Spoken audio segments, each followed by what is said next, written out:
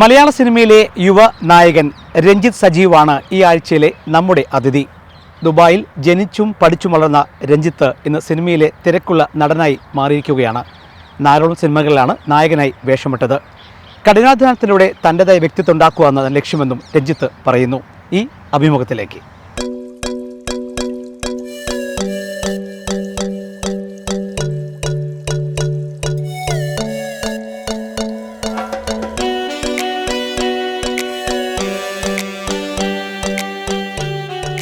നമസ്കാരം. മലയാള സിനിമയിലെ യുവതാരം രഞ്ജിത്ത് സജീവാണ് നമ്മോടൊപ്പം അതിഥിയായി ചേരുന്നത്. മൈക്ക്, കൽബ്, ഗോളം, ഇപ്പോൾ ഏറ്റവും ഒടുവിൽ UK OK എന്ന യുണൈറ്റഡ് കേരള OK എന്ന ഏറ്റവും പുതിയ സിനിമയുമായി നമ്മോടൊപ്പം ചേരുകയാണ്. സ്വാഗതം. ജയ്ഹിന്ദ് TVയിലേക്ക് സ്വാഗതം രഞ്ജിത്ത്. രഞ്ജിത്ത് സജീവിൻ്റെ ഒരു പ്രത്യേകത എന്ന് പറയുന്നത് ദുബായ് മലയാളികൾക്ക് ഏറ്റവും സുപരിചിതനായ നടനാണ്. ഈ അഭിമുഖം നടക്കുന്നത് ദുബായിലാണ്. രഞ്ജിത്ത് ജനിച്ച് പഠിച്ച് വളർന്ന തൻ്റെ തട്ടകമാണ് ദുബായ്. ദുബായിൽ നിന്നാണ് മലയാള സിനിമയ്ക്ക് ഒരു യുവ നടനെ കൂടി ലഭിച്ചിരിക്കുന്നത്. രഞ്ജിത്ത് ഏറെ സന്തോഷമുണ്ട്. രഞ്ജിത്ത് ഇവിടുത്തെ ദുബായിലെ പല മേഖലകളും സജീവമായിരുന്നു. പഠിക്കുന്ന കാലത്തൊക്കെ രഞ്ജിത്തിനെ പലപ്പോഴും ദുബായ് കണ്ടിട്ടുണ്ട്. ഇന്നിപ്പോൾ അഭിമുഖം നടത്തുന്ന ഒരു മലയാളത്തെ ഏറ്റവും തിരക്കേറിയിലേക്ക് വന്നുകൊണ്ടിരിക്കുന്ന ഒരു നടനായിട്ടാണ്. എങ്ങനെ കാണുന്നു ഈ മൈക്കിൽ നിന്ന് ഇപ്പോൾ എത്തിയിരിക്കുന്ന UK വരെയുള്ള ഈ വളർച്ച, UK OKയിലുള്ള വളർച്ച എങ്ങനെ ഏർപ്പെടുന്നു? ഒരുപാട് സന്തോഷമുണ്ട് ശരിക്കും പറഞ്ഞാൽ. കാരണം ഇപ്പം പറഞ്ഞ പോലെ 3 പടങ്ങൾ ഇതുവരെ ആയിട്ടുള്ളൂ. എന്നിട്ടും ഇങ്ങനത്തെ ഒരു സ്വീകരണം കിട്ടാൻ പറയുന്നത് നിസ്സാര കാര്യമല്ല. So I am extremely blessed എന്നാണ് ഞാൻ കരുതുന്നത്. പിന്നെ എല്ലാ വർഷം തോറും പടം ചെയ്യുമ്പോൾ ഞാനും വളരെ ഒരു ആർട്ടിസ്റ്റായിട്ട്, ഒരു പേഴ്സണായിട്ട് അപ്പം ആ വളർച്ച എനിക്ക് കാണാൻ പറ്റും. ഞാൻ കാരണം എനിക്ക് പറഞ്ഞ പോലെ എനിക്ക് ഭയങ്കര പാഷനുണ്ട് ഈ ഇൻഡസ്ട്രിയിൽ, ഈ കലാമേഖലത്തിൽ. സോ അതിന് എൻ്റെ ഏറ്റവും ബെസ്റ്റ് എഫേർട്ട് പുട്ട് ചെയ്യുക. പിന്നെ ബാക്കി ഓഡിയൻസിൻ്റെ കയ്യില്ല. പിന്നെ ഇതുവരെ നല്ല പോസിറ്റീവ് റെസ്പോൺസ് തന്നെ. സോ ഇങ്ങനെ തന്നെ മുന്നോട്ട് പോയിട്ടെ എന്ന് വിശ്വസിക്കുന്നു. അമേരിക്കൻ യൂണിവേഴ്സിറ്റി ഓഫ് ദുബായ് AUDയിൽ പഠിച്ചു. പിന്നീട് എന്തായിരുന്നു, പിന്നീട് എന്തായിരുന്നു, പിന്നെ എവിടെയായിരുന്നു, സിനിമയിലേക്കുള്ള വരോ അതേക്കുറിച്ചൊന്ന് പറഞ്ഞു. സോ ഞാൻ നമ്മുടെ കോവിഡ് സമയത്ത് ഞാൻ ഒരുപാട് ഈ മോണലോഗ് വീഡിയോസ് ഒക്കെ പോസ്റ്റ് ചെയ്യുമായിരുന്നു നമ്മുടെ ഇൻസ്റ്റഗ്രാമിലും സോഷ്യൽ മീഡിയയിലൊക്കെ. അപ്പോൾ അങ്ങനത്തെ ഒരു വീഡിയോ നമ്മുടെ മൈക്കിൻ്റെ ഡയറക്ടർ വിഷ്ണു ശിവപ്രസാദിൻ്റെ കയ്യിലെത്തി. അപ്പോഴത്തേക്ക് പുള്ളി എനിക്ക് തോന്നുന്നു അതിന് മുന്നേ ഈ മൈക്ക് എന്ന് പറഞ്ഞ സ്ക്രിപ്റ്റ് പുള്ളി കൊണ്ട് നടക്കുമായിരുന്നു ഒരു 3-4 വർഷമായിട്ട്. പിന്നെ ത്രൂ പ്രൊഡക്ഷൻ കൺട്രോളർ പുള്ളി എൻ്റെ കോൺടാക്ട് കിട്ടി. അങ്ങനെ ഞാൻ മൈക്ക് ആദ്യം കേൾക്കുന്നത്. അപ്പോൾ എനിക്ക് ഇഷ്ടപ്പെട്ടു. പിന്നെ എനിക്ക് തോന്നുന്നു ആദ്യപ്പടമായിട്ട് എനിക്ക് ഭയങ്കര ഇൻട്രസ്റ്റിംഗ് ആയിട്ട് തോന്നി ഈ ക്യാരക്ടേഴ്സും ആ കഥയും. അങ്ങനെ ഞാൻ വന്നത്. പിന്നെ നമുക്കൊരു ഫാമിലി ഫ്രണ്ട് ഉണ്ട്, പുള്ളി ജോണി എബ്രഹാമിന്റെ ഒരു അടുത്ത സുഹൃത്താണ്. അപ്പം പിന്നെ ജോണി എബ്രഹാം അറിയാലോ, മലയാളിയാണ് പുള്ളി. അപ്പം പുള്ളിക്ക് എപ്പോഴെങ്കിലും ഈ മലയാളം സിനിമയിൽ ഇറങ്ങാൻ ഒരു ഇതുണ്ടായിരുന്നു. പക്ഷെ ഒരു റൈറ്റ് സ്ക്രിപ്റ്റിന് വേണ്ടി തേടി നോക്കുന്നത്, റൈറ്റ് എൻട്രിന് വേണ്ടി. അപ്പോഴത്തേക്ക് പുള്ളി മൈക്കിൽ അത് ഒരു പൊട്ടൻഷ്യൽ ഫീൽ ചെയ്തു. അങ്ങനെ ഞാൻ മൈക്കിൽ ആദ്യം വന്നത്. അതെ. അപ്പോൾ ഒരുപക്ഷെ ജോൺ എബ്രഹാമിന് പോലെ വലിയ പ്രൊഡക്ഷൻ ഹൗസിന്റെ ആദ്യത്തെ മലയാളം സിനിമയായിരുന്നു മൈക്ക്. ആ ഒരു ഭാഗ്യം തുടക്കത്തിൽ കിട്ടി അല്ലേ? അവിടെ നിന്നാണ് കൽബിലെ ഏറ്റവും എന്താ പറയുക, ഏറ്റവും ലവബിൾ ആയിട്ടുള്ള ഒരു ഹീറോ അല്ലേ, ഏറ്റവും ചാമായിട്ടുള്ള ഒരു പ്രറ്റി ആയിട്ടുള്ള ഒരു ഭയങ്കര ലേഡിയോടൊപ്പം അഭിനയിക്കുന്നു, ഗംഭീരമായിട്ട് അഭിനയിക്കുന്നു. ആ ഒരു മാറ്റം എങ്ങനെയായിരുന്നു മൈക്കിൽ നിന്ന് കൽബിലോട്ട്? മൈക്കിൽ നിന്ന് നോക്കിയാൽ അത് കുറച്ചുകൂടിയും ഒരു എന്താ പറഞ്ഞ ഒരു ഡാർക്ക് ആയിട്ടുള്ള ഒരു കഥാപാത്രമാണ്. കാരണം അതിന് കുറച്ചുകൂടിയും ഒരു എന്താ പറയുക, അത്രയ്ക്ക് എക്സ്പ്രസീവ് അല്ലായിട്ട്. കാരണം ഇപ്പം ആ ക്യാരക്ടർ നോക്കിയാലും പുള്ളി ഓൾറെഡി ഒരു ഭയങ്കര ഒരു ട്രോമാറ്റിക് ഇവൻറ്റിൽ നിന്ന് കഴിഞ്ഞിട്ട് പിന്നെ ജീവിച്ചു പോകുന്ന ഒരു വ്യക്തിയാണ്. അപ്പം അതിൻ്റെ ഒരു കുറച്ചൊരു സൈലൻസ് ഒക്കെ ഉണ്ട്. പക്ഷെ നമ്മുടെ കൽബ് എന്ന് പറഞ്ഞാൽ അതൊരു ലവ് സ്റ്റോറിയാണ്. അപ്പോഴത്തേക്ക് ലവ് സ്റ്റോറി. അപ്പോഴത്തേക്ക് പുള്ളി നമ്മുടെ കാൽപ്പ് എന്ന് പറഞ്ഞ കഥാപാത്രം പുള്ളി ഒരു ടൂർ ഗൈഡാന്ന് പറഞ്ഞാൽ എങ്ങനെ ഈ ഫോറിൻ മതാമകളൊക്കെ വളച്ച് യൂറോപ്പിൽ രക്ഷപ്പെടാൻ അങ്ങനത്തെ ഒരു വൈബൊക്കെ ഫ്രീക്കൻ പയ്യനാണ്. അപ്പോഴത്തേക്ക് അങ്ങനത്തെ എനിക്ക് അങ്ങനത്തെ പിന്നെ എനിക്ക് ലവ് സ്റ്റോറീസ് എനിക്ക് ഭയങ്കര ഇഷ്ടമുള്ള ഒരു ജോണർ. ഞാൻ എപ്പോഴും പറയും ലവ് സ്റ്റോറിക്ക് എപ്പോഴും ഒരു ഓഡിയൻസ് ഉണ്ടായിരിക്കും, പക്ഷെ അതിനൊരു പുതുമ കൊണ്ടുവരാൻ ഭയങ്കര പാടാണ്. കാരണം ഇപ്പം നമ്മൾ എല്ലാ വകും ലൈഫ് സ്റ്റോറീസും കണ്ടിട്ടുണ്ട്. കൽബിൽ എനിക്കൊരു പുതുമ ഫീൽ ചെയ്തു. കാരണം ഒരു സൂഫിസത്തിലൊരു ബിലീഫ് ഉണ്ട്. നമ്മൾ ഒരാളെ പ്രണയിക്കാൻ നമ്മളൊരു 7 തലങ്ങളിലൂടെ നമ്മളിങ്ങനെ പോകും. അപ്പം അതെന്നെ ശരിക്കും ഇൻട്രീഗ് ചെയ്ത സബ്ജക്റ്റാണ്. അങ്ങനെ ഞാൻ കൽബിലേക്ക് വന്നു. പിന്നെ അത് ശരിക്കും പറഞ്ഞാൽ ആ പെർഫോമൻസ് വൈസും എനിക്ക് തോന്നുന്നു എന്നെ ഒരു ആക്ടറായിട്ട് കുറച്ചുകൂടെ ചാലഞ്ച് ചെയ്ത കൽബ. അത് എൻ്റെ ഏറ്റവും ബെസ്റ്റ് പെർഫോമൻസ്. പിന്നെ ഒരു ബിഗ് താങ്ക്സ് നമ്മുടെ സാജിദ് അതിന്റെ ഡയറക്ടർ. പുള്ളി ഞാൻ പറഞ്ഞൊരു പെർഫോമൻസ് വിശ്വസിച്ച് ഇത്രയും ട്രസ്റ്റ് ഇട്ടു ഈ ക്യാരക്ടർ എനിക്ക് പ്രിന്റ് ലൈഫ് ചെയ്യാൻ പറ്റും. പക്ഷെ അതുപോലെ തന്നെ കൽബിൽ നിന്ന് നേരെ ഞങ്ങൾ കണ്ടിരിക്കുന്നത് ഒരു പോലീസ് ഓഫീസറായ ഗോളത്തിലെ അടിപൊളി ഒരു വില്ലനായും ചില വില്ലൻ ലുക്കുമുള്ള ഗൗരവമുള്ള അതേസമയം പോലീസ് ഓഫീസർ നല്ല പൗരുഷവുമുള്ള ഒരു ചോക്ലേറ്റിൽ നിന്ന് നേരെ കണ്ടത് ഞങ്ങൾ ഒരു സീരീസ് റോളിലേക്കാണ്. ആ ഒരു മാറ്റമൊക്കെ എന്താ പറയുക ചുരുങ്ങിയ നാൾ കൊണ്ടാണ് ഈ മാറ്റങ്ങൾ കാണുന്നത്. 3 മാസം ഉണ്ടായിരുന്നുള്ളൂ. അതെ അതെ അതെ അതെ അതെ അത് വെൽ പ്ലാൻഡ് ആയിരുന്നു. അങ്ങനെ ഒരു വെൽ പ്ലാൻഡ്. നമ്മൾ ശരിക്കും പറഞ്ഞാൽ ഗോളത്തിന്റെ ASP സന്ദീപ് കൃഷ്ണൻ എന്ന് പറഞ്ഞ ക്യാരക്ടർ കുറച്ചുകൂടി ഒരു മെച്യൂർ പെർഫോമൻസ് ആണ് ഡിമാൻഡ് ചെയ്തത്. കാരണം അത് ശരി പറഞ്ഞ ഇപ്പൊ നമ്മള് കൽബും മൈക്കും നോക്കിയാൽ അത് രണ്ടും പയ്യന്മാരും യൂത്ത് ഓറിയന്റഡ് ആയിട്ടുള്ള. പക്ഷെ ഗോളം ഒരു ത്രില്ലർ പടമാണ്. പിന്നെ കുറച്ചുകൂടി മെച്യൂർ പെർഫോമൻസ്, കുറച്ചുകൂടി ഒരു സർട്ടൺ ആറ്റിറ്റ്യൂഡും സർട്ടൺ സ്റ്റൈലും കൊണ്ടുവരണം ക്യാരക്ടർ. അത് മാത്രമല്ല പിന്നെ ഫിസിക് വൈസും കുറച്ചുകൂടി ഒരു ഡോമിനന്റ് ആയിട്ടുള്ള ഫിസിക് വേണം. കൽബ് കഴിഞ്ഞിട്ട് പിന്നെ ആ സമയത്ത് ഞാൻ പ്രെപ്പ് ചെയ്തു ഇതിനു വേണ്ടി. സോ എനിക്ക് തോന്നുന്നു ഈ മൈക്കിന്റെയും കൽബിന്റെയും കുറെ ഗ്രഹപാഠ ഹോംവർക്കുകൾ ഇതിൽ ഗുണം ചെയ്യുന്നത്. ഉറപ്പായിട്ടും ഇപ്പോഴും അങ്ങനെ എന്റെ പ്രീവിയസ് പടങ്ങളുടെ ഒരു എക്സ്പീരിയൻസ് ഞാൻ മുന്നോട്ട് പോകുന്നത്. അതെ അതെ. ആ പോലീസ് ഓഫീസർ മാത്രമല്ല, സിനിമയും ഗംഭീരമായിരുന്നു, സ്ക്രിപ്റ്റും ഗംഭീരമായിരുന്നു, ക്ലൈമാക്സ് ആൾസോ ഡിഫറെൻ്റ് ആയിരുന്നു. അപ്പോൾ മലയാള സിനിമയിൽ പ്രതീക്ഷിക്കാത്തൊരു അതിനുശേഷമാണ് കുറച്ചുകൂടി ഒരു മാറ്റം. ഫാൻസ് ഫോളോവേഴ്സ് കൂടുന്നു, ഗ്രോത്ത് കൂടുന്നു. ഗോളോമ ശരിക്കും പറഞ്ഞ ഒരു എന്നെ ഈ നിലയിൽ വരെ എത്തിച്ച ഒരു 2 പടങ്ങൾ ശരിക്കും. ആദ്യം ഗോളം, പിന്നെ കൽബ് OTT റിലീസ് ചെയ്യുമ്പോൾ പിന്നെ അതിന്റെ ഇരട്ടി സപ്പോർട്ട് ലാഭം കിട്ടി. സോ ഇനി നമ്മൾ കാണുന്നത് ഇപ്പോ പോലീസ് ഓഫീസർ നമ്മൾ കാണും ഒരു നാട്ടിൻപുറക്കാരനെയാണ്. UK is okay, United Kerala okay, UK United kingdom of Kerala ഓക്കെയാണ് അല്ലേ? അപ്പൊ അതിൽ നമ്മളൊരു നാട്ടിൻപുറക്കാരനായ നടനെ കാണുന്നത്. എന്താണ് അതേക്കുറിച്ചൊന്ന് പറയാം. എന്താണ് സോ ബേസിക്കലി ഇപ്പം ഈ സബ്ജക്റ്റ് എന്ന് പറഞ്ഞാൽ ഞാൻ കേട്ടപ്പോൾ തന്നെ എനിക്ക് ഭയങ്കരമായിട്ട് പേഴ്സണലി കണക്ട് ചെയ്ത സബ്ജക്റ്റ്. കാരണം നമുക്കറിയാം, നമ്മൾ പ്രവാസികളുടെ ഇടയിൽ നമ്മൾ യൂഷ്വലി നാട്ട് വിട്ട് നമ്മൾ ഈ പല രാജ്യത്തിൽ പോകുന്നത് നമ്മളൊരു ബെറ്റർ ഓപ്പർച്യൂണിറ്റി തേടിയായിരിക്കും, ബെറ്റർ അവസരങ്ങൾ തേടിയായിരിക്കും. എസ്പെഷ്യലി ഇപ്പോഴത്തെ യൂത്ത് അവർ എന്ന് പറഞ്ഞാൽ എനിക്ക് ഇപ്പോഴും ഒരുപാട് ആൾക്കാരെ അറിയാം. അവർ ഈ സ്കൂളൊക്കെ കഴിഞ്ഞിട്ട് പോയി എനിക്ക് ഇപ്പോൾ അമേരിക്കയിൽ പോയി പഠിക്കാം, അല്ലെങ്കിൽ യൂറോപ്പിൽ പോയി പഠിക്കാം, അവിടെ സെറ്റ് ആവും. പക്ഷെ എപ്പോഴും അങ്ങനെ തന്നെ ഒരു നല്ലൊരു ചേഞ്ച് വരുമെന്ന് നമുക്കത് ഗ്യാരണ്ടി ചെയ്യാൻ പറ്റില്ല. ഒരുപാട് ആൾക്കാരുണ്ട് അവിടെ പോയി പോകുന്നുണ്ട്, തിരിച്ചു വരാൻ പറ്റത്തില്ല. അപ്പം നമ്മുടെ നാട്ടിലും ഒരുപാട് നല്ല അവസരങ്ങളുണ്ട്, പക്ഷെ ആരും അതിന് ഒരു ശ്രമം നടത്തുന്നില്ല അതിനെ കണ്ടുപിടിക്കാൻ വേണ്ടി. അങ്ങനെ ഇൻസ്പിറേഷനാണ് വരുന്നത്. നാട് വിട്ടു പോകുന്നവർക്ക് മുമ്പിൽ ഒരു പുതിയൊരു ആശയം കൊണ്ടുവരാൻ. അതെ, സോ നമ്മുടെ നാട്ടിലും ഒരുപാട് എന്താ പറഞ്ഞ ഓപ്പർച്യൂണിറ്റീസ് ഉണ്ട്, എസ്പെഷ്യലി ഈ യൂത്തിന് തുടങ്ങാൻ അവസരങ്ങൾ. പക്ഷേ എനിക്കത് പേഴ്സണലി കണക്ട് ചെയ്യാന്ന് പറഞ്ഞാൽ ഞാൻ ഇവിടെ പഠിച്ചു വളർന്നത്. നേരെ തിരിച്ച് എന്റെ പാഷൻ പേഴ്സ്യൂ ചെയ്യാൻ ഞാൻ നാട്ടിലോട്ടാണ് പോയത്. അപ്പൊ എനിക്ക് ശരിക്കും ഇത് കണക്ട് ചെയ്തു. പക്ഷെ ഈ സബ്ജക്ട് മാറ്റർ നമ്മൾ UK ഡിസ്കസ് ചെയ്യുന്നു. പക്ഷെ എന്നാലും ഇതൊരു ഫാമിലി എന്റർടൈനർ, ഒരുപാട് കമേഴ്ഷ്യൽ ആസ്പെക്ട്സ് ഉണ്ട്. എന്ന് പറഞ്ഞ പാട്ട് ഇറങ്ങി. പക്ഷെ ഇത് ശരിക്കും എല്ലാവർക്കും ഇമോഷണലി കണക്ട് ചെയ്യാൻ പറ്റുന്ന ഒരു സബ്ജക്ട് ആയിരിക്കും ഞാൻ വിശ്വസിക്കുന്നത്. അതിനകത്ത് ജോണി ആന്റണിയാന്ന് തോന്നുന്നു. ജോണി ആന്റണി എന്റെ അച്ഛൻ കഥാപാത്രമായിട്ട് ഹ്യൂമറൊക്കെ അതിനകത്തുണ്ട്. ഉറപ്പായിട്ടും പുള്ളിന്റെ ഒരു എന്താ പറഞ്ഞ ഒരു പേഴ്സണാലിറ്റി ഉറപ്പായിട്ടും അതിൽ ഉണ്ട്. First time in television history, one man's 17-year TV show, 850 plus episodes, one anchor every week, 17 years, Middle East This Week, only on Jai Hind TV. An Elvis Chamar TV show.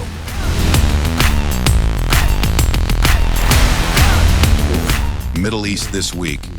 Middle East Beyond the Headlines. ഒരുപാട് പേര് ഒരുപക്ഷെ പ്രവാസ ലോകത്ത് നിന്ന് മലയാള സിനിമയിലേക്ക് എത്തിയിട്ടുണ്ട്. പക്ഷെ അവരാരും അത്രമാത്രം പെട്ടെന്ന് ഇത്ര വേഗത്തിലൊരു വളർച്ച ഉണ്ടായതെന്ന് സംശയമാണ്. പക്ഷെ അവിടെയാണ് രഞ്ജിത്തിൻ്റെ ഒരു വളർച്ച. ഈ വീട് പോലെ തന്നെ ദുബായ് സ്ഥലത്ത്, ദുബായിലായിട്ട് ഹൃദയഭാഗമായ കിസൈസ് സ്ഥലത്ത് ആണ് ഈ മനോഹരമായ വീട് രഞ്ജിത്തിൻ്റെ ഫാദർ പണിത്. സ്വന്തമായ സ്ഥലത്ത് സ്ഥലം വാങ്ങി വീട് പണിതിരിക്കുകയാണ്. നാട്ടിൻ പുറത്ത് അതേ ശൈലിയാണ് പണിതിരിക്കുന്നത്. രഞ്ജിത്തിൻ്റെ ഏറ്റവും പ്ലസ് എന്ന് പറയുന്നത് ബ്ലെസ്ഡ് ആയ പാരൻസ് ആണ്. ഭയങ്കര ബ്ലെസ്ഡ് ആയ പാരൻസിൻ്റെ കൂടെയാണ് കിട്ടിയിരിക്കുന്നത്. അത് വലിയ ഭാഗ്യമാണ്. അതോടൊപ്പം തന്നെ പുതിയൊരു ഇൻഡസ്ട്രിക്ക് ചെല്ലുമ്പോൾ ആ ഒരു സ്വീകാര്യത അവിടെ ഉണ്ടായിരുന്നോ? ഗൾഫുകാരൻ്റെ മകൻ, അല്ലെങ്കിൽ വലിയ വ്യവസായിയുടെ മകൻ, അല്ലെങ്കിൽ സിനിമ നിർമ്മാതാവിൻ്റെ മകൻ എന്ന രീതിയിലാണോ അക്സെപ്റ്റൻസ് വന്നിരിക്കുന്നത്, അതോ മറ്റേതെങ്കിലും ബുദ്ധിമുട്ടുണ്ടായിരുന്നു? അല്ല, അങ്ങനെ ബുദ്ധിമുട്ടില്ല. നമ്മുടെ ജോലി നമ്മൾ കൃത്യമായിട്ട് ചെയ്ത് എപ്പോഴും നമുക്ക് അക്സെപ്റ്റൻസ് ഉണ്ടായിരിക്കും. ഇപ്പം മൈക്ക് ആണെങ്കിലും ഞാൻ പറഞ്ഞ പോലെ ഞാൻ ആത്മാർത്ഥം വെച്ചാൽ ഞാൻ എൻ്റെ പണി ചെയ്യുന്നത്, ജോലി ചെയ്ത് പറഞ്ഞ പോലെ ഞാൻ ഭയങ്കര പാഷനറ്റ് ആയിട്ടുള്ള ഒരു വ്യക്തിയാണ്. അപ്പം അതിൻ്റെ റിസൾട്ട് കിട്ടി. കാരണം ആൾക്കാർ നമ്മുടെ ബാക്ക്ഗ്രൗണ്ട് ചെക്ക് ചെയ്തിട്ടുണ്ട്. നമ്മുടെ ജോലി, നമ്മൾ ഒരു ആക്ടറായിട്ട് അവരെ എന്റർടൈൻ ചെയ്യിപ്പിക്കുന്നു, ആ ക്യാരക്ടേഴ്സ് അവർക്ക് മെമ്മറബിൾ ആക്കുന്നു, അത് നോക്കാറ്. അപ്പോൾ അങ്ങനത്തെ ഒരു സ്വീകരണം എനിക്ക് നല്ല പോസിറ്റീവായിട്ട് ഫീൽ ചെയ്തത്. മലയാള സിനിമയിലെ ഒട്ടുമിക്ക ഇപ്പോഴത്തെ യുവതാരങ്ങൾക്കൊരു വലിയൊരു ഗോഡ് ഫാദർ ഉണ്ട്, ഒരു ബാക്കപ്പ് ഉണ്ട്. മോഹൻലാലിന്റെ മകൻ, മമ്മൂട്ടിയുടെ മകൻ, ഫഹദ് ഫാസിൽ, എല്ലാവരും വലിയൊരു ബാക്ക്ഗ്രൗണ്ടാണ്. അവിടെയാണ് ഒരു ദുബായിൽ ജനിച്ചു വളർന്നത്. അത് NRI ഒരു ലോക്ക് ഉണ്ടല്ലോ, NRI ലോക്കിനുള്ളിലാണ് നിങ്ങൾ വന്നാൽ ലോക്ക് ബ്രേക്ക് ചെയ്തിട്ടാണ് അവിടെ പോയി പെർഫോം ചെയ്യുന്നത്. അത് അത് 3 വർഷം നിങ്ങൾ പ്രൂവ് ചെയ്യാണ്. ലോക്ക് ചെയ്യില്ല, അൺലോക്ക് ചെയ്യാൻ പറ്റും. അതൊരു പ്രൂവ് ചെയ്തപ്പോൾ അതിന് പുറകിലുള്ള മാതാപിതാക്കളുടെ ഒരു പിന്തുണ എന്തുമാത്രം ആയിരുന്നു? അവർ സിനിമ ഇൻഡസ്ട്രിയിൽ പ്രൊഡ്യൂസേഴ്സ് കൂടി ആയതും ഗുണകരമായിട്ടുണ്ടോ? ഡെഫിനറ്റ്ലി, ഉറപ്പായിട്ടും. കാരണം അവർ പ്രൊഡ്യൂസ് ആയതുകൊണ്ട് എനിക്കൊരു വേദി കിട്ടാൻ എളുപ്പം. അതെ, പ്ലാറ്റ്ഫോം. പക്ഷേ അത് എൻ്റെ ഒരു ഓഡിയൻസ് തീരുമാനിക്കുന്നത്. നമുക്ക് എത്ര പറഞ്ഞാലും അവരെ പടങ്ങൾ വേണ്ടി ടിക്കറ്റ് വാങ്ങാൻ ശമ്പളം കൊടുത്ത് അവര് ജോലി ചെയ്ത് ഉണ്ടാക്കുന്ന ശമ്പളം നമുക്ക് ടിക്കറ്റ് കൊടുത്ത് നമ്മുടെ കടമ അവരെ എന്റർടൈൻ ചെയ്യാൻ വേണ്ടി. അതൊന്നും ചെയ്യാൻ പറ്റിയില്ലെങ്കിൽ നമുക്ക് നിലനിൽക്കാൻ പറ്റത്തില്ല. അത് അതിന്റെ സിമ്പിൾ ഫാക്ട്. ഡെഫിനറ്റ്ലി പ്രിവിലേജ് ഉണ്ടായിരിക്കും, പക്ഷെ അതൊരു പരിധി വരെ നമുക്ക് എല്ലാവർക്കും അത് നമ്മളെ ബെനിഫിറ്റ് ചെയ്യത്തുള്ളൂ. At the end of the day നമ്മുടെ ടാലന്റും നമ്മുടെ അക്സെപ്റ്റൻസും ഓഡിയൻസ് ഒക്കെ ചെയ്യും. സോ ഞാൻ എൻ്റെ ഏറ്റവും ബെസ്റ്റ് ട്രൈ ചെയ്യുന്നു, എൻ്റെ നല്ല പടങ്ങൾ ഉണ്ടാക്കാൻ, നല്ല കോണ്ടന്റ് ചെയ്യാൻ, ഓഡിയൻസിനെ എഡിറ്റ് ചെയ്യാൻ വേണ്ടി. ബാക്കിയൊക്കെ അവരുടെ കയ്യില്ല. ഞാൻ നോക്കുന്നത് അതിനകത്ത് എനിക്ക് തോന്നുന്നു ഇപ്പോൾ ഒരു ആക്ടർ ആണെങ്കിൽ വെറുതെ ആക്ട് ചെയ്ത് പോകുക അത് മാത്രമേ ഉള്ളൂ. പക്ഷെ ഒരു പ്രൊഡ്യൂസറിൻ്റെ കൂടി മകനാകുമ്പോൾ നിർമ്മാണത്തിലുള്ള ഉത്തരവാദിത്തങ്ങൾ, നിർമ്മാണത്തിലെ ബുദ്ധിമുട്ടുകൾ, നിർമ്മാണത്തിലുള്ള മറ്റു സാങ്കേതികമായ വെല്ലുവിളികളൊക്കെ എപ്പോഴും കാണേണ്ട ആളായിരിക്കും. ചിലപ്പോൾ ഇപ്പോൾ എനിക്കറിയാം, പ്രണയം എന്ന മോഹൻലാൽ ഏറ്റവും ഹിറ്റ് മൂവി ചെയ്ത ഈ സജീവ് ആൻഡ് ദമ്പതികളുടെ മകനും കൂടിയാണ് രഞ്ജിത്ത്. അതുകൊണ്ടുകൂടി ചോദിക്കുകയാണ്, അത് വലിയൊരു ഉത്തരവാദിത്തമായിരുന്നോ? നിർമ്മാതാവിൻ്റെ മകനെ എല്ലാം അറിയാമല്ലോ, അതുകൊണ്ട് ഇന്ന സാധനം വേണം, ഒരുപാട് കോസ്റ്റ് കുറച്ച് നമുക്ക് വേണ്ടത്, ഇൻഡസ്ട്രിക്ക് വേണ്ടത് എന്താ ഔട്ട്പുട്ട് കൊടുക്കാൻ പറ്റിയ ഒരു ഉത്തരവാദിത്തം ഉണ്ടായിരുന്നു. സോ ഞാനിപ്പോൾ അങ്ങനെ പ്രൊഡക്ഷൻ അത്രയ്ക്ക് കൈയിടാറില്ല. കാരണം ഇപ്പം ഞാൻ മൊത്തം ഒരു ഫുൾ ടൈം ആക്ടറായിട്ട് ഫോക്കസ് ചെയ്ത്, കാരണം എല്ലാത്തിനും കൈയിട്ടാൽ പിന്നെ ഒന്നും നടക്കത്തില്ലെന്ന് എൻ്റെ ഒരു പെർസ്പെക്റ്റീവ്. സോ പക്ഷെ എന്നാലും ഡെഫിനറ്റ്ലി ഒരു പ്രൊഡ്യൂസർ ഒരു പടം എടുക്കുമ്പോൾ നമുക്ക് അതിൻ്റെ എന്താ പറഞ്ഞാൽ അത് സ്റ്റാറ്റിസ്റ്റിക്സ് നമ്മൾ ഉറപ്പായിട്ട് നോക്കണം. നമ്മളെ ഗുണം ചെയ്യാൻ പറ്റുന്ന ഏത് രീതിയിൽ അത് ഏറ്റവും ബെസ്റ്റ് ആയിട്ട് എടുക്കാൻ പറ്റും. പക്ഷെ ഞാൻ അത്രയ്ക്ക് ഇന്റർഫിയർ ചെയ്യാൻ പറ്റത്തില്ല ഇപ്പം, കാരണം ഞാനൊരു മൊത്തം ആക്ടറായിട്ട് ഫോക്കസ്. മറ്റു മലയാള താരങ്ങളെല്ലാവരും തന്നെ സിനിമയിൽ വന്നിട്ടാണ് ബോഡി ബിൽഡ് ചെയ്യുന്നത്. പക്ഷേ രഞ്ജിത്ത് സിനിമ ഇൻഡസ്ട്രിയിൽ വന്ന് തന്നെ നല്ല രീതിയിൽ വർക്കൗട്ട് ചെയ്ത് നല്ല ബോഡി ബിൽഡ് ചെയ്തിട്ടാണ് ഈ ഇൻഡസ്ട്രിയിൽ ബിൽഡ് ചെയ്തിരിക്കുന്നത്. ആ ഒരു മാറ്റം ഞങ്ങൾ കാണുന്നുണ്ട്. എന്തുകൊണ്ട് അങ്ങനെ ഒരു തീരുമാനം എടുത്തത്? ഞാൻ പറഞ്ഞ പോലെ തന്നെ നമ്മുടെ കടമ എന്ന് പറഞ്ഞാൽ ആക്ടർ ഓഡിയൻസിനെ എന്റർടൈൻ ചെയ്യാൻ വേണ്ടി. പിന്നെ at the end of the day ഇതൊരു വിഷ്വൽ മീഡിയമാണ്, ആൾക്കാർ കണ്ട് രസിച്ചിരിക്കേണ്ട ഒരു മീഡിയമാണ്. അത് എന്ന് പറഞ്ഞാൽ ഞാൻ നോക്കുന്നതെന്ന് പറഞ്ഞാൽ ഞാൻ വർക്കൗട്ട് ചെയ്തിട്ട് ബോഡി സെറ്റ് ആക്കുമ്പോൾ അത് ആൾക്കാർക്ക് കൊടുക്കുന്ന ഒരു വിഷ്വൽ ട്രീറ്റ്.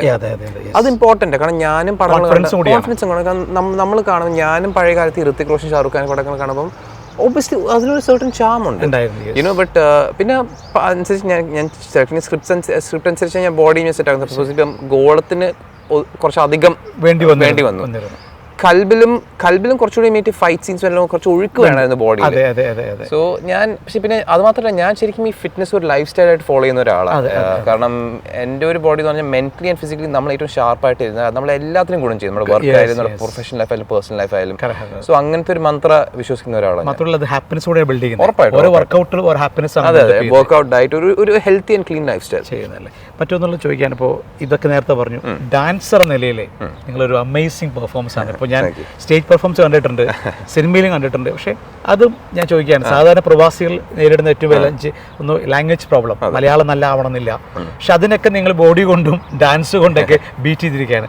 അതുകൂടി പ്രേക്ഷകരോട് പറയാണ്, എന്താണ് അങ്ങനെ ഒരു അരങ്ങേറ്റത്തിലുള്ള സാധ്യത? ഡെഫിനറ്റ്ലി ഡാൻസ് ഭയങ്കര ഇഷ്ടമുള്ള ഒരു ആർട്ട് ഫോമാണ്. എന്ന് പറഞ്ഞാൽ ഞാനും കോളേജും സ്കൂളിൽ ഒരുപാട് ഡാൻസ് ചെയ്തിട്ടുണ്ട്. പിന്നെ ഒരു ആക്ടർ എന്ന് പറയുമ്പോൾ നമുക്ക് എല്ലാത്തിൻ്റെ ഒരു സ്കില്ലുണ്ടെങ്കിൽ അത് നമ്മൾ ഒരുപാട് ഗുണം ചെയ്യിപ്പിക്കും. കാരണം നമുക്ക് കുറച്ചുകൂടി ഒരു വേഴ്സറ്റൈലും ഡൈവേഴ്സ് റോൾസ് കിട്ടാൻ സാധിക്കും. കാരണം ഞാൻ അങ്ങനെ നോക്കുന്നത് പറഞ്ഞാൽ ഈ ഇൻഡസ്ട്രിയിൽ ഞാൻ ഇറങ്ങി തിരിച്ചു. ഇനി ഇതിലെനിക്ക് എൻ്റെ ഏറ്റവും ബെസ്റ്റായിട്ട് എങ്ങനെ പ്രസൻറ്റ് ചെയ്യാൻ പറ്റും അത് നോക്കുന്നത്. അപ്പോഴത്തേക്ക് ഞാൻ ഈ സ്കിൽസൊക്കെ മോൾഡ് ചെയ്തെടുക്കുക. അത് കാരണം സോ പിന്നെ പറഞ്ഞ പോലെ ഡാൻസിങ് ഭയങ്കര ഇഷ്ടമുള്ള ഒരു ഇതാ. പിന്നെ ഡാൻസ് പഠിച്ചിട്ടുണ്ടോ? പിന്നെ പ്രൊഫഷണലി പഠിച്ചിട്ടില്ല, പക്ഷെ നന്നായി സ്റ്റെപ്സ് ഒക്കെ വളരെ ഡാൻസ് ഭയങ്കര ഇഷ്ടമുള്ള ഒരു ഇതാ. ഞാൻ കണ്ട് ഇങ്ങനെ പഠിച്ചതാണ്.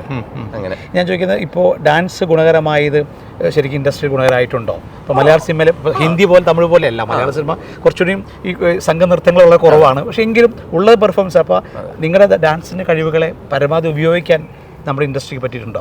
ഇതൊരു മൈക്ക് ഒരു ഡാൻസ് ഉണ്ടായിരുന്നു. നമ്മൾ കൽബി ഒരെണ്ണം പ്ലാൻ ചെയ്ത, പക്ഷെ അത് കുറച്ച് ടൈം ഇഷ്യൂസ് കൊണ്ട് നടന്നില്ല. പിന്നെ ഇപ്പം യുകെയിൽ ഇപ്പം ഏറ്റവും പുതിയ ഒരു ഇത് എനിക്ക് തോന്നുന്നുണ്ട്. ചിലപ്പം ഇപ്പം എല്ലാ പടങ്ങളും അവരുടെ ഒരു പ്രത്യേക ജോൺറ ഉണ്ട്. എന്ന് പറഞ്ഞാൽ ചിലപ്പോൾ ഒരു ഭയങ്കര റിയലിസ്റ്റിക് പടമായിരിക്കും, ഇതിനൊക്കെ സ്പേസ് ഇല്ലായിരിക്കും. പിന്നെ അതുപോലെ ചിലപ്പോൾ കുറച്ച് മാസ് എന്റർടൈനർ പടങ്ങളുണ്ട്, ഇതിന് സ്പേസ് ഉണ്ടെന്നാണ് വിശ്വസിക്കുന്നത്. നമ്മൾ എല്ലാ ജോൺറേഴ്സിലും നമുക്കൊരു പടം ചെയ്താൽ നമുക്ക് എല്ലാം കാരണം ചില ഓഡിയൻസിന് ഇങ്ങനത്തെ പടങ്ങൾക്ക് വേണ്ടിയായിരിക്കും പോകുന്ന തിയേറ്ററിൽ. അപ്പോഴത്തേക്കും നമുക്ക് അവരെയും സാറ്റിസ്ഫൈ ചെയ്യണം. പിന്നെ ഇപ്പൊ നോക്കിയാൽ തന്നെ ഇപ്പം ഏറ്റവും ബിഗ്ഗസ്റ്റ് ഓഡിയൻസ് ഈ മാസ് ഫിലിംസ്, ഡാൻസും പാട്ടും ഫൈറ്റും. സോ ഞാൻ പറഞ്ഞ പോലെ എൻ്റെ ഒരു പെർസ്പെക്റ്റീവ് ഞാൻ നോക്കുന്നതെന്ന് പറഞ്ഞാൽ നമുക്ക് ഈ സ്കിൽസ് ഒക്കെ അറിഞ്ഞിരിക്കുന്ന ഒരു നല്ല കാര്യമാണ്. നമ്മൾ ഒരുപാട് ഗുണം ചെയ്യിപ്പിക്കും ഒരു പെർഫോമറിന്റെ നിലയിൽ, ഒരു ആക്ടറിന്റെ നിലയിൽ. മറ്റൊന്നിപ്പോൾ മലയാള സിനിമ പുതിയൊരു കാലഘട്ട ശേഷം വലിയ വലിയ 100-200 കോടി ക്ലബുകളിലേക്ക് എത്തിക്കൊണ്ടിരിക്കുകയാണ്. അതായത് ഒരു സൗത്ത് ഇന്ത്യൻ ഇൻഡസ്ട്രിയിൽ നിന്ന് കാണേക്കപ്പുറം സിനിമ വളർന്നുകൊണ്ടിരിക്കുകയാണ്. ഞാൻ അതൊരു ചോദിക്കുകയാണ്, വലിയ വലിയ സിനിമകൾ വരുന്നതുകൊണ്ട് നിങ്ങളെപ്പോലുള്ള യുവതാരങ്ങൾക്ക് ആശങ്കയാണോ സന്തോഷമാണോ പ്രോത്സാഹനമാണോ ഉണ്ടാവുന്നത്? അത് ശരിക്കും പറഞ്ഞാൽ ഞാനെപ്പോഴും പറയാം നമ്മുടെ ഇൻഡസ്ട്രി വളരണം. But at the same time എനിക്ക് തോന്നുന്നു കോണ്ടന്റിന് പ്രാധാന്യം കൊടുക്കേണ്ടത്. അത് എൻ്റെ ഒരു നല്ല കഥ. കാരണം ഇപ്പം അങ്ങനെ ചെയ്യുന്നത്. ഇപ്പം നമ്മൾ ഓഡിയൻസ് നോക്കി ഇപ്പം ഒരു സ്റ്റാർ വാല്യൂ എന്ന് പറഞ്ഞാൽ ഡെഫിനറ്റ്ലി ഒരു ഇനീഷ്യൽ പുള്ളുണ്ടായിരിക്കും. പക്ഷേ അത് പടം മോശമാണെങ്കിൽ പിന്നെ ഫ്ലോ കുറയും, കുറച്ച് ഉറപ്പായിട്ടും കുറയും. കാരണം ഇപ്പം ആൾക്കാർക്ക് നല്ല പടങ്ങൾ കാണണം, അവരെ എന്റർടൈൻ ചെയ്യണം, അവരുടെ പൈസക്ക് കൊടുക്കുന്ന പൈസക്ക് മുതലാവണം. ഭയങ്കര ഇമ്പോർട്ടന്റ്. അപ്പൊ ഞാൻ അതിൽ വിശ്വാസമുണ്ട്. ഇപ്പോഴത്തെ ഓഡിയൻസ് നമ്മുടെ എസ്പെഷ്യലി കോവിഡ് കഴിഞ്ഞിട്ട് മലയാളീസ് മലയാള പടങ്ങൾ മാത്രമല്ല കാണും, എല്ലാം കാണും. അപ്പോഴത്തേക്ക് അവരുടെ എക്സ്പെക്ടേഷൻ മാറി എന്ന് പറഞ്ഞാൽ നമ്മുടെ ഒരു സ്റ്റാർ ഇതിലുണ്ടെന്ന് പറഞ്ഞ് അത് അവർ കാണണമെന്നില്ല. ഇത് നമ്മളെ എന്റർടൈൻ ചെയ്യിപ്പിക്കോ, ഇത് കണ്ടാൽ നമുക്ക് രസകരമായിട്ട് നമുക്കൊരു എക്സ്പീരിയൻസ് തരുമോ, അത് പ്രൈമറി ഫാക്ടർ. സോ എനിക്ക് അതിൽ വിശ്വാസമുണ്ട് ഓഡിയൻസിൽ. അപ്പോൾ ഞാൻ ചോദിക്കാം, അങ്ങനെ വരുമ്പോൾ ഇനിയിപ്പോൾ നമ്മുടെ സിനിമ ഇറങ്ങുമ്പോൾ ആളുകൾ പ്രതീക്ഷിക്കും ഇത് ഇത്രയും ലെവലിൽ വരണമെന്ന്. അത് ഒരു വലിയൊരു വെല്ലുവിളിയല്ലേ? ഇപ്പോൾ ചെറിയ സിനിമകളുണ്ടല്ലോ, വലിയ സിനിമകളുണ്ട്. രണ്ടായി തരംതിരിക്കുന്ന പോലും ഇപ്പോൾ കൊച്ചു പടങ്ങൾ, അർജുന അശോകൻ്റെ ഒക്കെ പടങ്ങൾ ഇറങ്ങിയിരുന്നു. ഈ അടുത്ത കാലത്ത് കുറേ കൊച്ചു സിനിമകൾ ഇറങ്ങിയിരുന്നു. അപ്പോൾ അതൊക്കെ കമ്പയർ ചെയ്യുമ്പോൾ അവർക്ക് നല്ല ചോദിച്ച അഭിമുഖത്തിൽ പറഞ്ഞു, ശരിയാണ് ചേട്ടാ, എനിക്കുറിച്ച് ഒരു പേടിയൊക്കെ ഉണ്ട് വലിയ പടങ്ങൾക്കിടയിൽ ചെറിയ പടം താരതമ്യം വരുവാണല്ലോ. ഡെഫിനറ്റ്ലി ഒരു സ്റ്റാർ വാല്യൂ ഉണ്ടെങ്കിൽ ഒരു ഇനിഷ്യൽ പുള്ള് കിട്ടും. കറക്റ്റ്. പക്ഷേ ഇത് ശരിക്കും പറഞ്ഞാൽ പക്ഷെ പറഞ്ഞ പോലെ പടം അത്രയ്ക്ക് നല്ല അല്ലെങ്കിൽ ഡെഫിനറ്റ്ലി ഒരാഴ്ച കൊണ്ട് എല്ലാവർക്കും അത് അറിയാൻ തുടങ്ങും. അപ്പം പക്ഷേ ഡെഫിനറ്റ്ലി എനിക്ക് തോന്നുന്നു അവർ പറഞ്ഞ പോലെ തന്നെ ആ ഇനിഷ്യൽ പുള്ള് കിട്ടാൻ കുറച്ച് പാടാണ്. പക്ഷെ ഞാനും വിശ്വസിക്കുക ഇന്നല്ലെങ്കിൽ ചിലപ്പോൾ കുറച്ച് വർഷങ്ങൾ കഴിഞ്ഞിട്ട് അത് മാറുമെന്ന് ഞാൻ വിശ്വസിക്കുന്നു. ഉറപ്പായിട്ട് മാറണം. അത് നല്ലതാണ്. ഇനിയിപ്പോൾ ഞാനിപ്പോൾ ഡ്രീം എന്ന് വാഗഡ് ഉപയോഗിക്കുന്നത്, എന്നാലും ചോദിക്കുകയാണ്, ഇപ്പോൾ 4 സിനിമകളായി മലയാളത്തിൽ, അത്യാവശ്യം മലയാളത്തിൽ ശ്രദ്ധിക്കപ്പെട്ടു. എന്താണ് എൻ്റെ ഒരു സിഗ്നേച്ചർ ഈ ഇൻഡസ്ട്രിയിൽ വേണം? അപ്പോൾ പൃഥ്വിരാജ് പറഞ്ഞ പോലെ ഞാൻ മലയാളത്തിൻ്റെ ഒരു ഐക്കോൺ ആവണം ആഗ്രഹിക്കുന്നു, ഒരു ബ്രാൻഡ് അംബാസിഡർ ആഗ്രഹിക്കുന്നു പറഞ്ഞ പോലെ അങ്ങയുടെ, അതായത് രഞ്ജിത്തിന്റെ മനസ്സിലെ ആഗ്രഹം എന്താണ്? ഉറപ്പായിട്ടും എനിക്ക് ഇവിടുത്തെ ഒരു വ്യത്യസ്തമായിട്ടുള്ളൊരു, എനിക്ക് എൻ്റെ ആയിട്ടൊരു ലെഗസി ക്രിയേറ്റ് ചെയ്യണം. എന്ന് പറഞ്ഞാൽ എന്നെ പോലെ ആർക്കും ആവാൻ പറ്റരുത്. എനിക്ക് എൻ്റെ ആയിട്ടൊരു സ്പേസ് ക്രിയേറ്റ് ചെയ്യണം. അതെനിക്ക് ഞാൻ പറഞ്ഞ പോലെ ഞാൻ കുറച്ച് വാശിയായിട്ടാണ് ഞാൻ ഇൻഡസ്ട്രി എൻ്റർ ചെയ്തത്. എനിക്ക് ശരിക്കും എനിക്ക് അത്രയ്ക്ക് അഗ്രസീവ് പേഴ്സൺ. ഞാൻ പറഞ്ഞാൽ എല്ലാം വിട്ടിട്ട് ഞാൻ ഇതിൻ്റെ പിന്നാലെ ഞാൻ ഫുള്ള് ഫോക്കസ് ചെയ്യുക. എനിക്ക് ഉറപ്പാണ് ഇന്നല്ലെങ്കിൽ നാളെ അതിൻ്റെ പേ ഓഫ് വരും. എന്തുകൊണ്ട് അങ്ങനെ ഒരു വ്യത്യസ്ത കാര്യം? ഒരു പക്ഷേ നിങ്ങൾക്ക് വേണമെങ്കിൽ പഠിച്ച ബിടെക് അല്ലേ? ബിടെക് പഠിച്ച ആൾ, എഞ്ചിനീയറിംഗ് ഫാമിലിയുള്ള ഒരു കുടുംബത്തിലെ ആൾ, സ്വന്തമായി കമ്പനികൾ, 10,000 സ്റ്റാഫുള്ള ഗ്രൂപ്പിൻ്റെ ഒരു മകൻ, ഒരു പക്ഷേ ഇൻഡസ്ട്രിയിൽ നിൽക്കുമ്പോൾ ആൾ ചോദിക്കുകയാണ് കമ്പനി നടത്തിയാൽ പോരെ ചോദിച്ചാൽ അവരോട് എന്താ പറയാറുള്ളത്? എൻ്റെ പാഷൻ എന്ന് പറഞ്ഞാൽ ഞാൻ എൻ്റെ പാഷൻ പേഴ്സ്യൂ ചെയ്യും. എന്ന് പറഞ്ഞാൽ എനിക്കറിയാം ഇതിന് എനിക്ക് എന്തോ ഒരു പൊട്ടൻഷ്യൽ ഉണ്ട് എനിക്ക് ബിൽഡ് ചെയ്യാൻ വേണ്ടി. ഞാൻ അതിൻ്റെ പിന്നാലെ പോകുന്നത്. പിന്നെ എൻ്റെ പേരൻസ് എല്ലാം അവർ ഭയങ്കര വളരെ നല്ല സപ്പോർട്ട് സിസ്റ്റം ആയിരുന്നു. സോ ആരായാലും എനിക്കൊന്നും അവർക്ക് ഇഷ്ടപ്പെട്ട കാര്യം അവർ പേഴ്സ്യൂ ചെയ്യണം. എന്നാലും നമുക്കൊരു ജീവിതകാലം മുതൽ മൊത്തം നമുക്ക് ഇഷ്ടമില്ലാത്തൊരു കാര്യം ചെയ്താൽ നമ്മൾ അത് മാത്രമല്ല, ഒരു ഭയങ്കര നെഗറ്റിവിറ്റി ഉണ്ടായിരിക്കും എല്ലാവർക്കും. അപ്പോഴത്തേക്ക് ഇപ്പോഴത്തെ രീതി, പക്ഷേ ഡെഫിനറ്റ്ലി ഇത് ഭയങ്കര ഡൈനാമിക് കോമ്പറ്റേറ്റീവ് ഇൻഡസ്ട്രി പറഞ്ഞ പോലെ എന്ന് പറഞ്ഞാൽ. പക്ഷേ അപ്പോഴത്തേക്ക് എന്ന് പറഞ്ഞാൽ നമ്മൾ കുറച്ചൊന്ന് സ്ലോ ഡൗൺ ചെയ്താൽ, അല്ലെങ്കിൽ നമ്മൾ കുറച്ചൊന്ന് ഈസി ആയിട്ടൊന്ന് ഫ്ലോ ചെയ്യാം, വേറെ ആൾ നമ്മൾ തട്ടി മാറ്റി അയാൾ നമ്മുടെ സ്പേസ് എടുക്കും.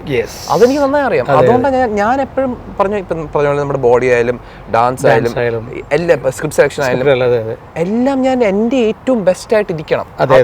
സിഗ്നേച്ചർ ഉറപ്പായിട്ടും ഉണ്ടാവണം. അതാണ് ഞാൻ വിശ്വസിക്കുന്നത്. അതിനുവേണ്ടി ഞാൻ ട്രൈ ചെയ്യുന്നത്. അല്ല, അത് ഒരുപക്ഷെ എനിക്ക് തോന്നുന്നത് ഭയങ്കര വിഷയങ്ങൾ സംസാരിക്കുന്നത്. ഞാൻ എന്താ പറയുക, രഞ്ജിത്തിനെ പുറമേ നിന്ന് കണ്ടിട്ടുള്ളൂ, പക്ഷേ രഞ്ജിത്ത് സംസാരിക്കുന്നത് വളരെ വിഷനാണ് സംസാരിക്കുന്നത്. അത് വലിയ പ്ലസ് ആണ്. എൻ്റെ ഹാർഡ് വർക്ക് ഞാൻ പ്രൂവ് ചെയ്യും എന്ന് പറയുന്നത്. ഒരു പക്ഷേ എത്രയോ പേര് വിട്ടെറിഞ്ഞ് പോകുന്നവരുണ്ട്. എനിക്കറിയാം പല താരങ്ങളും മലയാള സിനിമയിൽ മതിയാക്കി പോയിട്ടുണ്ട്. പക്ഷേ അവിടെ ഈ ഇൻഡസ്ട്രി ഞാൻ പിടിച്ചുറച്ച് നിൽക്കും, ഇനിയും സിനിമകൾ ചെയ്യും എന്ന് പറയുന്നത് ഒന്ന്. രണ്ടാമത്, അഭിനയിച്ച സിനിമകളെല്ലാം നായകനായിട്ടാണ്, ചെറിയ കാര്യമല്ല. അപ്പോൾ അടുത്തൊരു പ്രൊജക്റ്റ് എന്താണ് ഇപ്പോൾ UK ഓക്കെ കഴിഞ്ഞിട്ട് ഇപ്പം നമ്മൾ ഹാഫ് എന്ന് പറഞ്ഞൊരു പടം ഷൂട്ട് തുടങ്ങാൻ പോകും. അതൊരു ആക്ഷൻ പടമാണ്. അതിൽ കുറച്ച് വലിയ സ്കെയിൽ എന്ന് പറഞ്ഞാൽ ഇതുവരെ മലയാളത്തിൽ കാണാത്തൊരു ബെഞ്ച് മാർക്ക് നമ്മൾ സെറ്റ് ചെയ്യാൻ നോക്കുക. ശരിക്കും പറഞ്ഞാൽ ഒരു ഇന്ത്യയിൽ നമ്മുടെ മലയാളത്തിൽ മാത്രമല്ല ഇന്ത്യയിലല്ല ഒരു കുറച്ചുകൂടി ഇന്റർനാഷണൽ സ്കെയിലിൽ നോക്കുക. ഇത് നമ്മുടെ ഗോളത്തിന്റെ ടീം തന്നെ ചെയ്യുന്നത്, സംജാതം പ്രവീൺ. ഇതിന് ഷൂട്ട് തുടങ്ങാൻ പോകുന്നേ ഉള്ളൂ. ഇത് കുറച്ചൊരു ലാർജ് സ്കെയിൽ എക്സൈറ്റിംഗ് പ്രോജക്റ്റ്. ഇതിനെപ്പറ്റി അത്രയ്ക്ക് ഡീറ്റെയിൽസ് വെളിപ്പെടുത്താൻ സമയമായിട്ടില്ല. പക്ഷേ ഒരു ആക്ഷൻ മൂവിയാണ്, ഒരു ആക്ഷൻ മൂവിയാണ്, ഒരു ബിഗ് സ്കെയിൽ ആക്ഷൻ മൂവി തന്നെ. രഞ്ജിത്തിന്റെ ഏറ്റവും പുതിയ സിനിമയായ UK ഓക്കേലിൽ ഒരു നാട്ടിൻപുറത്തെ നന്മയുള്ള കഥാപാത്രമായിട്ടാണ് കാണാൻ സാധിച്ചിരിക്കുന്നത്. ഒരുപക്ഷെ നമ്മളെല്ലായിടത്തും കാണുന്ന ഒരു മലയാളി, അതും നല്ല ഇടുക്കി കട്ടപ്പനക്കാരൻ അല്ലേ? എന്താണ് ആ ക്യാരക്ടറിനെ കുറിച്ച് ഒന്ന് പറയാം? സോ ക്യാരക്ടറിന്റെ പേര് ടോണി എന്ന്. പിന്നെ ഞാൻ പറഞ്ഞ പോലെ ഞാൻ എപ്പോഴും സ്ക്രിപ്റ്റ് സെലക്ട് ചെയ്യുമ്പം എനിക്കൊരു പുതിയൊരു ചാലഞ്ച് നേരിടണം. കാരണം നമ്മൾ ചെയ്ത കാര്യം ചെയ്തുകൊണ്ടിരുന്ന അതിനൊരു പഴമ വരും. അപ്പം നമ്മളിപ്പം മൈക്ക് കൽബ് ഗോളത്തിലും എനിക്ക് വ്യത്യസ്തമായിട്ടുള്ള കഥാപാത്രങ്ങളെ അവതരിപ്പിക്കാൻ പറ്റി. അത് അതിന്റെ ഒരു ഇത്.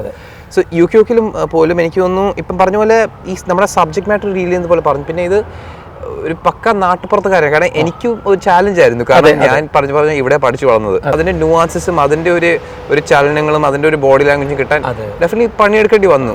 പക്ഷേ പറഞ്ഞ പോലെ പക്ഷേ അതിന്റെ ഒരു എക്സൈറ്റിംഗ് ഫാക്ടർ എന്ന് പറഞ്ഞാൽ ആക്ടർ എന്ന നിലയിൽ നമുക്ക് ചിലപ്പോൾ ഒരു കാര്യം ഭയങ്കര പാടായിരിക്കും, പക്ഷേ ഇത് നമുക്ക് ചെയ്ത് നോക്കാം.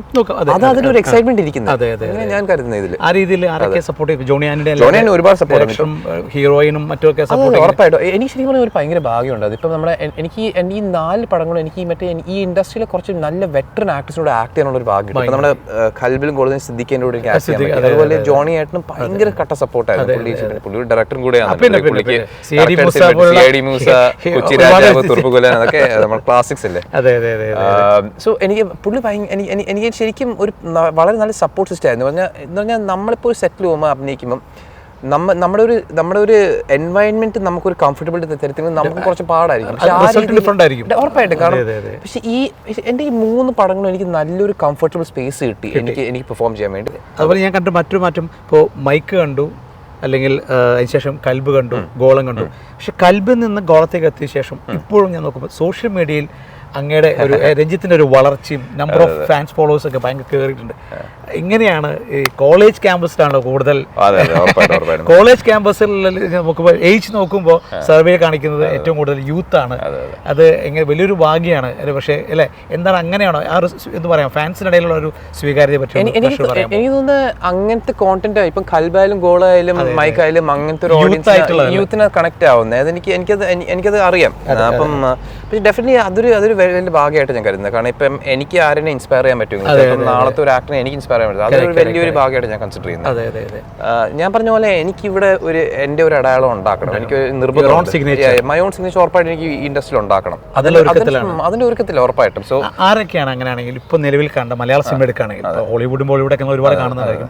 മലയാള സിനിമ എടുക്കാൻ എനിക്ക് ഇദ്ദേഹത്തെ ഇഷ്ടമാണ്, അദ്ദേഹത്തിൻ്റെ ഒരു ഗ്രോത്ത് അല്ലെങ്കിൽ അദ്ദേഹത്തിൻ്റെ ഡിഫറെൻറ്റ് സ്റ്റൈൽ ഇഷ്ടമാണ്. അങ്ങനെ പറയുകയാണെങ്കിൽ അങ്ങനെ പറയാൻ പറ്റത്തില്ല. പ്രശ്നം എന്ന് പറഞ്ഞാൽ ഇപ്പം മലയാളത്തിൽ ഓൾറെഡി അവരുടെ ഗ്രാഫ് അവർ ഉണ്ടാക്കിയോണ്ട് അവർക്ക് ഇൻഡിവിജ്വാലിറ്റി കിട്ടിയത്. എന്റെ കൂടെ ഇൻഡിവിജ്വാലിറ്റി ഉണ്ടാക്കാൻ നോക്കാം. എന്നിട്ട് മതി താരതമ്യം.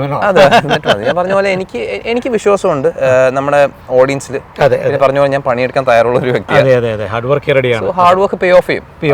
ഡെഫിനറ്റ്ലി. അപ്പം എന്തായാലും ഒരുപാട് സ്വപ്നങ്ങൾ കാണുന്ന ഒരു നടനാണ് രഞ്ജിത്ത്. അത് തൻ്റെ അച്ഛൻ, അമ്മ മലയാള സിനിമയിൽ നൽകിയ പിന്തുണ അല്ലെങ്കിൽ മലയാള സിനിമയിൽ നൽകിയ കോൺട്രിബ്യൂഷൻസ് നോക്കുമ്പോൾ വലുതാണ്. ഒരുപാട് ഹിറ്റുകൾ, കിണർ സ്റ്റേറ്റ് അവാർഡൊക്കെ മേടിച്ച സിനിമ കിണർ, പ്രണയം മോഹൻലാലിൻ്റെ സൂപ്പർ ഹിറ്റ് സിനിമ, ഒരുപാട് ഹിറ്റുകൾ നൽകിയിട്ടുള്ള ഫാമിലിയാണ്. ആ കുടുംബത്തിൽ നിന്നാണ് രഞ്ജിത്തിൻ്റെ വളർച്ച. തീർച്ചയായിട്ടും അച്ഛനും അമ്മയും എടുത്ത അതേ കഠിനാധ്വാനം, ഹോംവർക്ക് ഇൻഡസ്ട്രിയിൽ രഞ്ജിത്തിനുണ്ടാകട്ടെ. രഞ്ജിത്തിൻ്റെ ഇൻഡസ്ട്രിയിൽ രഞ്ജിത്ത് തെളിയിച്ച പോലെ തന്നെ ഇനിയും UK ഹാഫ് എല്ലാം കടന്ന് ഫുൾ ആയിട്ടുള്ള ഒരു സിനിമ ഇൻഡസ്ട്രിയിലേക്ക് സജീവമായിട്ട് ആശംസിക്കുന്നു. നന്ദി, നമസ്കാരം. Jai Hind. All the best. Thank you so much.